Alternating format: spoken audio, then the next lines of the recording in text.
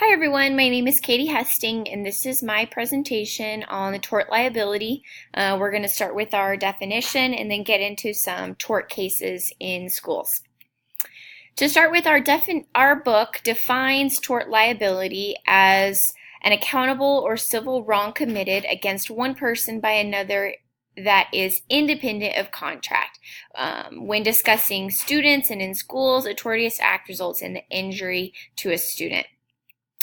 Within tort liability, there's two categories. You've got intentional and unintentional. Those are pretty cut and dry, common sense. Intentional meaning that you intend to cause harm to a student, and then unintentional negligence, meaning you did not intend to harm anyone in your negligence or the situation that you may be in. The first case I read about was Johnson & Johnson versus the School District of Mallard. This discussed a first grade student that was injured during a music class. The music teacher had them doing a London Bridge where the two students link their arms together and the other student sits on top of the arms. I personally remember doing this in elementary school, not in the classroom but at recess. This particular situation ended up with the student falling out of the arms of the other two and hitting his head on a bookshelf, cutting his eye, which resulted in 50 stitches. The school and the teacher were held negligent in this situation for not watching her students. If this particular situation had happened at my school, I think that our music teacher probably would have been put on probation or even terminated. Our school and our district takes classroom supervision very seriously, so I would not be surprised to see that teacher terminated if this were to be a situation that occurred at my school. The best proactive measure here is just a review of negligent behavior in professional development. I think a lot of teachers forget what is considered negligent and what is not. When you have a classroom full of 30 students, you can't watch them all at one time. So making good choices and maybe only really not doing this activity at all in a music room is the best proactive measure. But if you're going to do something similar, do it in a way where you can monitor the safety of the students. So either a small group or even individual students or in 3 students at a time so that you can watch each individual group and then they all get a chance to do it. The next case I read about was Mitchell versus Cedar Rapids Community School District. This was about a female special education student that ended up being raped by another student. The special education student was 14. The other student that she was raped by was also a special education student, and they were 18 years old. They went to the same school. One was a freshman, one was a senior.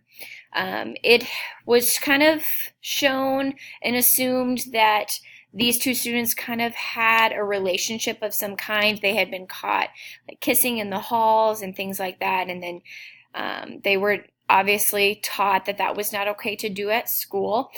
These students ended up skipping class, and the mother was not informed of the absence from class, which is why the lawsuit was then filed. So in this case, the school was held negligent because they did not inform this parent's mother, or this child's mother, that they were not in class for the last 2 hours of the day. If this sort of happened at my school, the special education teachers would be required probably to develop some sort of action plan for all of their students in each individual class. Where I teach at an elementary school, this would look a little different than it would in a high school like this particular case. But I'm sure our high school has a system set in place to take attendance at each and every class. The best proactive measure here would be for all students to just make sure that you know where all students are at all times. If you're working with special education students, making sure that you know the ins and outs of their IEP to know if they're supposed to have adult supervision and when, how often, do they need to be escorted to and from class, etc. Just really knowing those ins and outs of the IEP like the back of your hand is going to help keep situations like this from happening. Also knowing your students' parents. Depends on the student, but some parents like to be informed about every single little thing that happens. Obviously, skipping class is a big one that you should inform all parents of, but just knowing your parents as well as that IEP. Next was the dollar versus gammons. This was an 8th grade student who received an eye injury during a rocket science experiment. All of the students were not wearing eye protection. The student either volunteered or the teacher asked him to. It was very unclear in the case, but they pulled the string, and the metal pin that shoots off the rocket ended up hitting this student in the eye, causing an eye injury. The school and the teacher were held negligent in this case for not providing proper safety to the students during a science experiment. I found this case very interesting because my coworker teaches science in my 6th grade group, and he does this particular assignment with the pen and the string and the 2-liter bottle rockets. Very, very cool, very great experiment, but it does have some safety measures.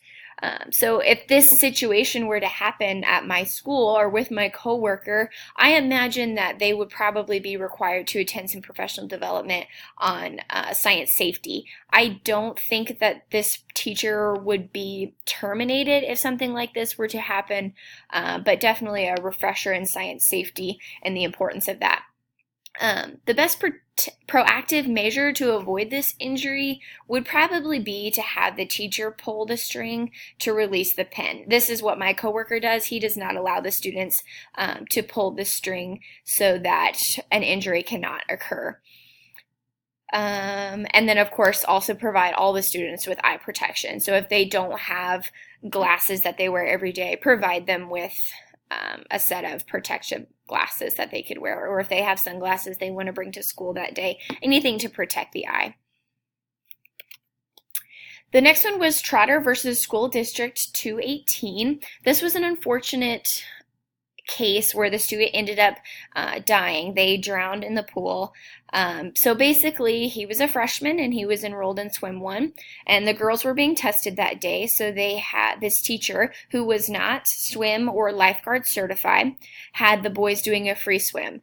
Nathaniel, the student that died, had a particularly difficult swim the day before and was very tired.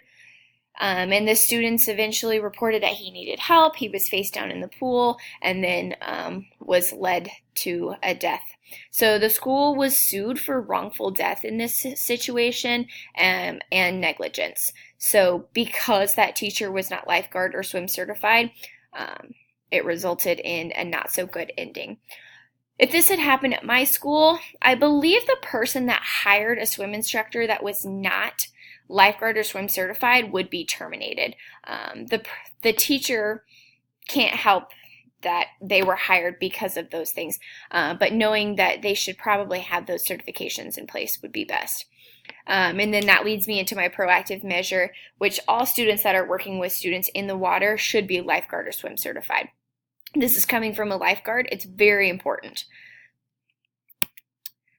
And finally, I have Nelson versus Turner. This was a case in a kindergarten classroom where a 5-year-old girl was being sexually assaulted by another female student in that class. The student reported it to the mother reported to the teacher. The teacher, I feel like, did a nice job of putting procedures in place to separate those students, but again, you can't monitor your students 24/7 when you have 25 to 30 students in your classroom. Eventually, after these occurrences kept happening, Nelson reported to the principal. The principal ended up investigating and saying all of these occurrences were accidents, and the mother took the child to the hospital just to be checked over, and they noticed that she had probably been touched or irritated, and they eventually just left the school and did not return. And then Nelson School sued the school for negligence and ended up winning there. If this had happened at my school, I believe that the Board of Education or the superintendent would terminate the principal for that particular elementary school. It seemed very clear to me after reading the cases that so many reoccurring occurrences could not be accidental. So I think that they would be terminated, unfortunately. The best proactive measure to prevent this situation would be to have a classroom aide or a para with that assaulting student at all times to assure that they're keeping their hands to themselves, as well as really pushing education to those kindergartners of how important it is to keep their hands to themselves. Obviously, you wouldn't want to go in depth about sexual assault and all of that. They're 5 and 6 years old, but giving them the background information of how important it is to keep your hands to yourselves. Thank you for watching. That is all I have.